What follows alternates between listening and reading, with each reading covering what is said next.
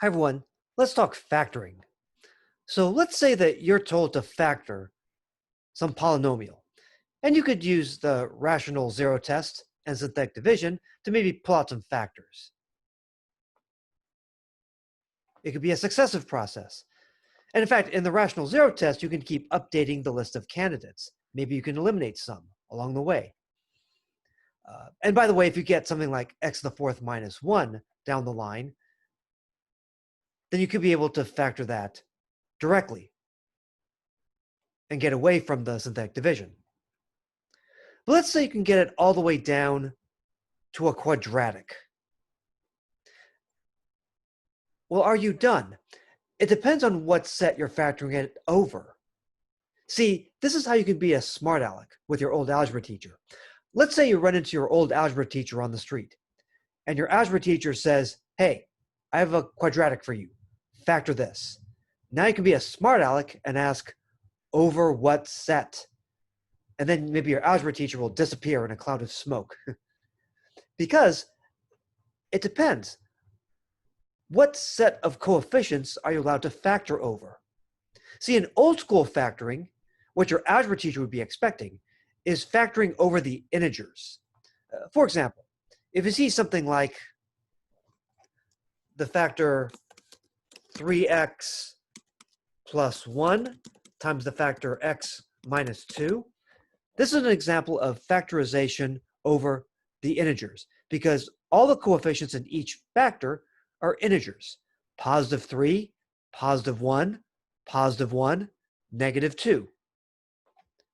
However, after your algebra class, you may be asked, including in this class, you may be asked to factor a polynomial over other sets. Maybe the rational numbers, Q, maybe the real numbers, R, maybe the complex numbers, C.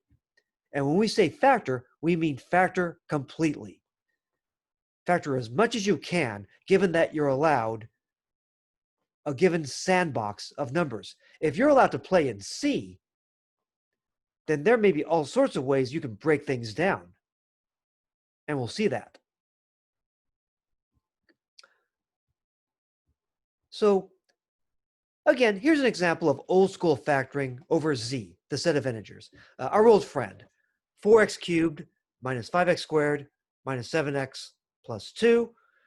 We've just shown how you can factor that over the integers, where each of the factors have all integer coefficients. 1, negative 2, 4, negative 1, 1, and 1. And even though we saw new procedures, still the result was basically old school factoring over the integers. But let's say you were told to factor over Q, the set of rational numbers. Well, this would be acceptable. This would also be an example of factoring over Q, the set of rational numbers, because each of these coefficients in each of these factors is not only integer, each coefficient is also a rational number. But if we're allowed to factor over Q, there may be other forms we prefer. So for example, if you look at this factorization, you can immediately read off the integer zeros. 2 over here, and negative 1 over here from this factor. But over here, we don't have an integer 0. We do have a rational 0, though. And how can we make that clearer? We could factor out a 4. Take the 4x minus 1 and factor out a 4. When you factor, you do what? You divide. So how can you factor 4x minus 1? You can factor it as 4 times the quantity x minus what? When you factor, you divide. X minus 1/4. Now, in old school factoring over the integers, that would not be allowed. But if you're allowed to factor over Q, we often prefer to factor 4x minus 1 as 4 times this. And then we put the 4 out in front.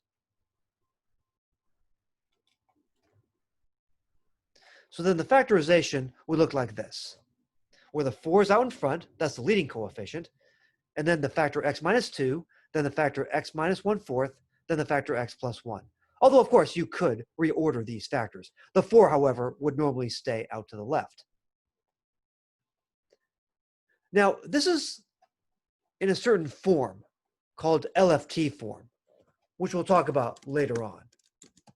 Lft stands for linear factorization theorem. We'll talk about that later on. It turns out that if you're allowed to factor over C, the most ambitious set, then you can get a form like this for any polynomial of this kind of form. So Lft form. In this case, we've factored over Q. All right. And one advantage of this is that we can immediately identify 1/4 as a 0 as well, just from the factorization. Whereas here, if you saw the 4x minus 1, it may have had to take you a few steps or some thought to figure out that 1/4 was a 0 based on this factor. Here, when you break it up like 4 times this, 1/4 is clearly a 0. So the rational zeros you can see are 2, 1/4, and -1. All 3 zeros for this cubic turned out to be rational. All right. What if we're more ambitious? What if we're allowed to factor over the reals? X squared minus 3. Now, in the olden days, in your algebra class, what would you tell your algebra teacher if your algebra teacher asked you to factor x squared minus 3, old school?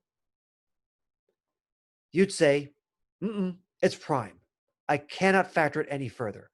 X squared minus 3 is prime or irreducible. We cannot break it down any further. And 1 times doesn't count, okay?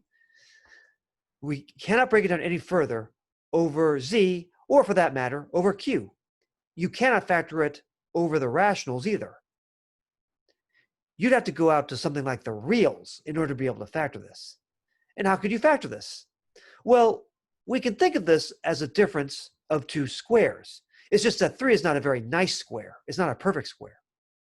But you could factor x squared minus 3 as x plus something times x minus something.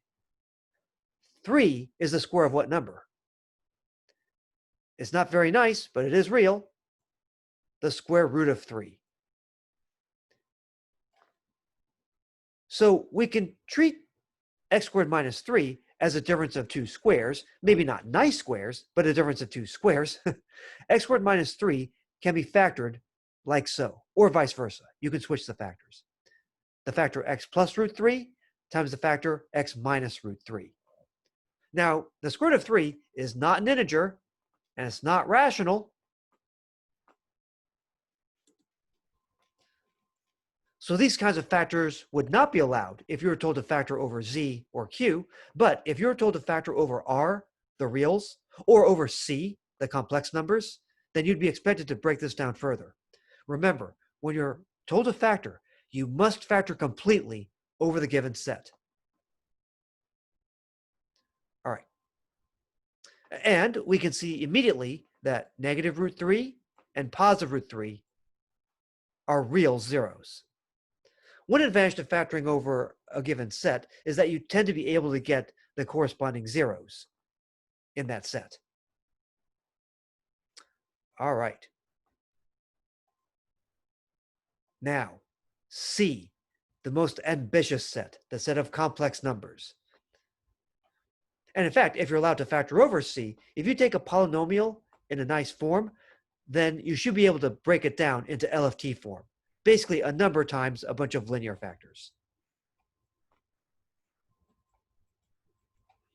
All right. Again, this is Lft form.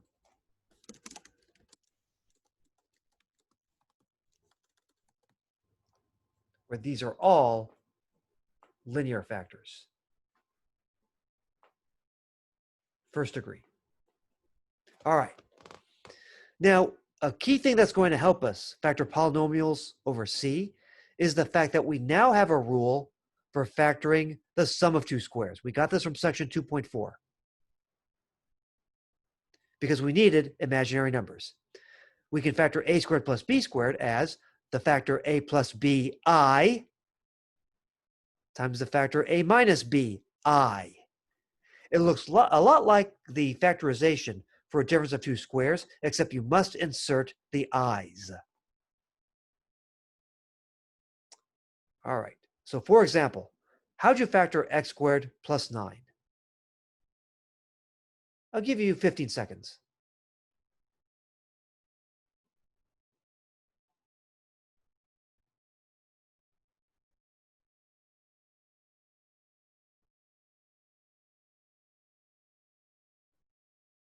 All right.